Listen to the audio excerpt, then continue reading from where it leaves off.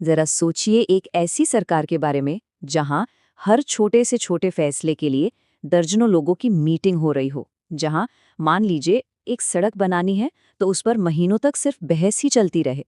सुनने में ये कितना थकाऊ लगता है हाँ? पर सच तो ये है कि भारत पर एक जमाने में ऐसे ही राज किया जाता था, जब तक एक बहुत ही सरल से विचार ने आकर सब कुछ बदल नहीं दिया। आज हम उसी पोर्टफोलियो सिस्टम की कहानी जानेंगे जिसने आधुनिक भारतीय शासन की नींव रखी। तो चलिए इस बुनियादी लेकिन बहुत बड़े सवाल से शुरू करते हैं। ब्रिटिश भारत को चलाने वालों के सामने सबसे बड़ी चुनौती ही यही थी कि इतने बड़े, इतने विविध देश को आखिर कुशलता से चलाया कैसे जाए। कागजों पर एक सिस्टम तो था, लेकिन हकीकत उससे कोसों दूर थी। इस सुधार से पहले शासन की पूरी बागडोर वायसराय की एक एग्जीक्यूटिव काउंसिल के हाथों में थी। पर ये कोई बहुत अच्छी तरह चलने वाली व्यवस्था नहीं थी।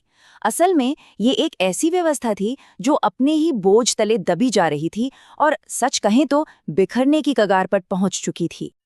देखिए, उम्मीद तो यही थी कि एक चुस्त दुरुस्त प्रशासन होगा जो फटाफट फैसले लेगा। लेकिन असलियत क्या थी? असलियत ये थी कि हर फैसला महीनों तक चलने वाली अंतहीन चर्चाओं में फंसकर रह जाता था। और नतीजा? काम पूरी तरह से ठप। इस सारी गड़बड़ी की जड़ में थी एक प्रणाली जिसका नाम था संयुक्त परामर्श।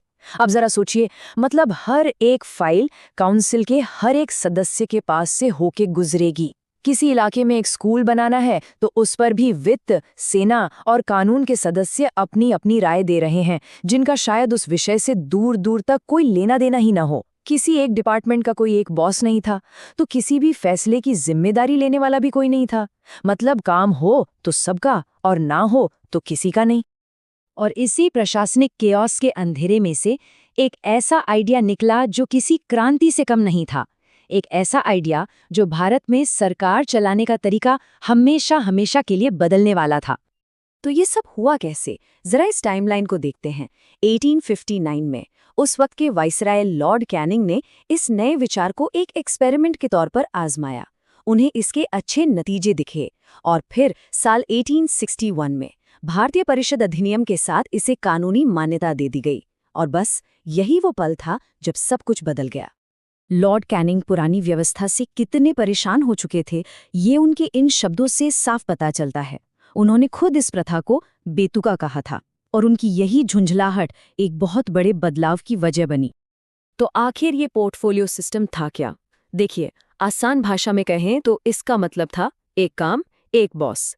सरकार के सारे कामों को अलग अलग विभागों यानी पोर्टफोलियोज में बांट दिया गया और हर विभाग का एक इंचार्ज बना दिया गया। अब फैसला भी वही सदस्य लेगा और उस फैसले के लिए जिम्मेदार भी वही होगा। एकदम सिंपल। तो ये सिस्टम सुनने में तो बहुत अच्छा लग रहा था, पर डे टू डे में ये काम कैसे करता था? चलिए इस नई मशीन के पुर्जों को जरा और करीब से समझते हैं। काम करने का तरीका अब बिल्कुल सीधा और साफ हो गया था। कोई मामला आया, वो सीधे संबंधित विभाग के सदस्य के पास गया। सदस्य ने उस पर फैसला लिया और आदेश जारी कर दिया। बस केवल बहुत बड़े नीतिगत मामले ही पूरी काउंसिल के सामने जाते थे। नतीजा? जो काम पहले महीनों ले लेते थे वो अब कुछ ही दिनों में होने लगे। सरकार की जो गाड़ी रुकी हुई थी वो फिर से दौड़ने लगी थी। इस सिस्टम की कामयाबी के पीछे दो जादुई शब्द थे। पहला, डेलीगेशन यानी काम और अधिकार सौंपना, और दूसरा, अकाउंटेबिलिटी यानी जवाबदेही। पहली बार ये तय हुआ कि अगर कोई काम अच्छा होता है तो उसका श्रेय किसे मिलेगा, और अगर कुछ भी गलत होता है तो किसकी गर्दन पकड़ी जाएगी। ये सिर्फ फाइलों को तेजी से निपटाने का एक तरीका नहीं था, ये उस भारत की नींव रख रहा था जिसे हम आज जानते हैं। इसका असर आज भी हमारी संसद और मंत्रालयों में गूंजता है। और ये स्लाइड तो सब कुछ साफ कर देती है। आज जो हम अपना कैबिनेट सिस्टम देखते हैं वो सीधे सीधे 1861 के इसी पोर्टफोलियो सिस्टम से निकला है। ये उसका डीएनए है, उसकी बुनियाद है। जरा इस कनेक्शन को देखिए, कितना सीधा है। उस समय का गृह विभाग आज का गृह मंत्रालय बन गया, सैन्य विभाग बना रक्षा मंत्रालय और वित्त विभाग बना वित्त मंत्रालय।